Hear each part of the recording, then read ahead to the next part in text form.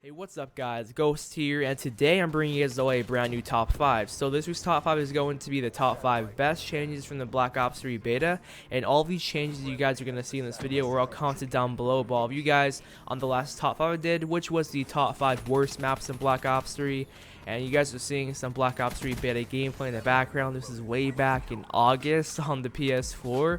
Like, it just seems like the beta was yesterday, dude. It just seems like that. But this is way back in August, which was nearly almost a year ago, because it's like almost summer. It's gonna be August pretty soon, which is just pretty insane. Like, time has definitely flown. But besides that, guys, there has been so many changes from the beta till now. Like, I'm very glad that Black Ops 3 did have a beta, because without the beta, all these problems which I'm gonna mention here in this video would have never been like fixed. Like, nobody would have known about them until like a few weeks or even like a few days after the game actually came out. So it's very good that Black Ops 3 actually had a beta, and I hope that Infinite Warfare does have a beta pretty soon, which they're happy rumors saying it will, and that's great. But besides that, let's get right into some honorable mentions here, and these honorable mentions are pretty crucial, because I think if they didn't like change any of these things, this game would feel pretty different, and some of the things would be pretty OP. So Reaper's Scythe was pretty OP in the beta. Like, that thing, like, it recovered from sprinting incredibly fast, and I think it feels really reduced now. It feels pretty slow. Like, it seems like in the beta you could spin up the scythe so fast and shoot it immediately, and now it takes a little while to like spin it up and shoot it, and that's a nerf to the scythe. The Hellstorm was incredibly OP. Like, any noob that just got the beta could just go ahead and get like a 6 or 5 kill streak and immediately get a quad with the Hellstorm. Those Hellstorm missiles are so OP in the beta.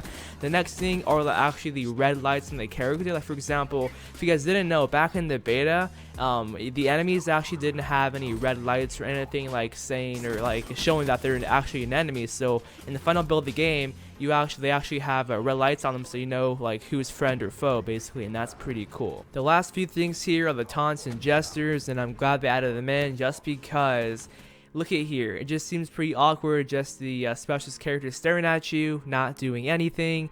And then when the final build of the game, they added in taunts and gestures, so now your character, if you're in first place, your character talks, does his quote, does his or her quote, and then same with gestures, you can go ahead and like do whatever gesture you have, and that's it. And the last and final thing here, which was greatly changed, and I'm glad they did this, basically back in the beta when you got killed and you watched the kill cam, you didn't see what perks they had. So if you couldn't see that person on the radar, you didn't know whether or not they had ghosts or not. So because you couldn't see what perks they had like at all. So now in the final build of the game, when somebody kills you, you get to see their full entire class setup with their weapon, their attachments, and their perks, and that is very useful, and that's great that they did add that in. But that was the last and final honorable mention here on the list. But coming out the number 5 spot, we got the red hit marker, like the kill marker once you kill somebody, because in the beta there is no indication at all letting you know when the enemy is dead besides that plus 100 when you kill somebody. But now in the final build of the game, you get that plus 100, as well the hit marker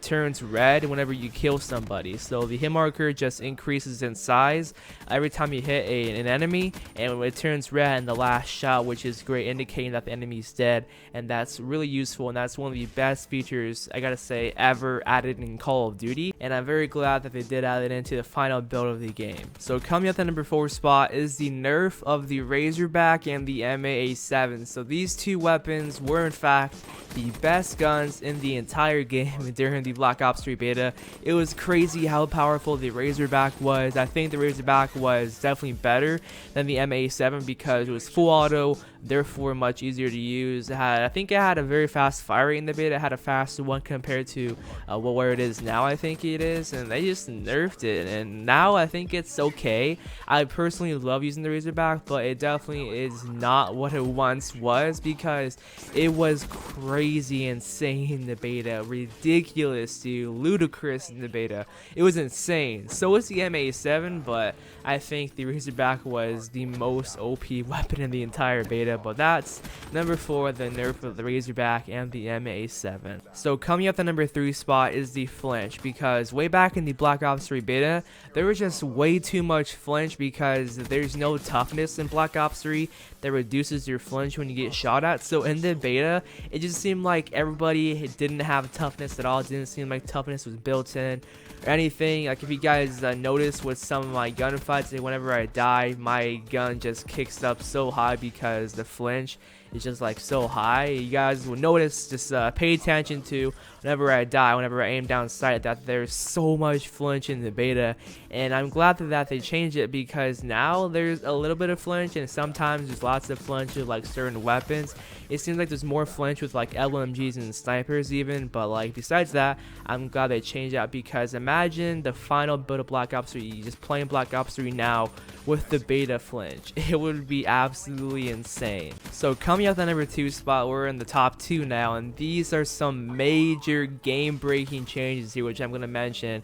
And if Black Ops 3 didn't, if Treyarch never changes things, then man, I just wouldn't see the game being playable with these things like stay the same. But number 2 is the Black Hat. So way back in the beta, Jimmy No Thumbs, that goes like 2 to 15, could have his Black Hat and go in the back of the map and wait for you or somebody on your team to call in high streaks, and he could hack your streak, steal it, and kill you with your own streak. So if you had a Wraith up, you had Raps, or even a Hater, I'm not sure about a mothership, but I know that like I've gotten my Wraith hacked, and my own Wraith killed me because they could steal your score streaks.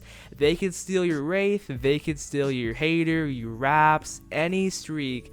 They could steal it easily with the Black Hat, and they nerfed it to basically oblivion. Like, I think I've only seen the Black Hat probably 5 times so far within the entire time of Black Ops 3 being out, and here's what they did to the Black Hat to nerf it. So first of all, the announcer lets you know whenever your streak is getting hacked. Second of all, the enemies that are hacking your streak appear red on the minimap. And the last thing that they did with it takes longer to hack a very high score, so you have to breach the firewall, and it takes a long time to do that, and then after that you have to actually hack it, which takes a very long time as well. And that's what they did to the Black Hat, and it's really not fun at all working towards a high streak like a Hater, Wraith, or Raps, and having somebody hack it, which is basically the same thing as them stealing it and just using the streak against you. Like, that's not fun at all, and that happens so many times to me, as with lots of people, because a lot of people complained about that, and that was one of the major like game-breaking things in the beta, was the Black Hat. It was so OP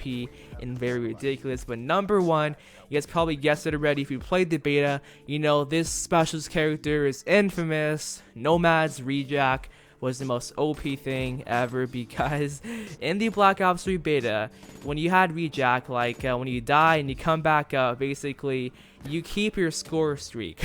You keep your streak that you're on, even a nuclear streak. So if you're on a 15 gun streak and you die with Rejack, you come back up, you're still on that 15, and if you happen to be like one off a Hater and then you die, you rejet back up, you're still one off a Hater, you still keep your score streak, which is just ridiculous. So you can go ahead and get like a limited score streaks, I guess I could say.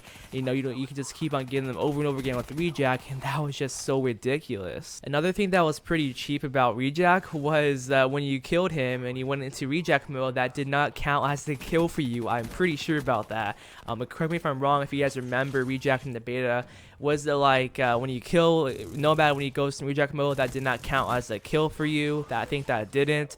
And then same with you, if you have Rejack, you go down to Rejack mode, that did not count as a death for you on the scoreboard. And I think in general, which is just crazy and very OP, to be honest. And that was pretty much the top 5, guys. Just imagine Black Ops 3 now with all those things I just mentioned not change and stay the same. Imagine BO3 without the beta. I think it would be complete chaos, and they would fix these things anyways, but I'm glad they did have a beta. But that was the entire video, guys. I hope you enjoyed, and I'll see all of you guys on the next one. Peace out.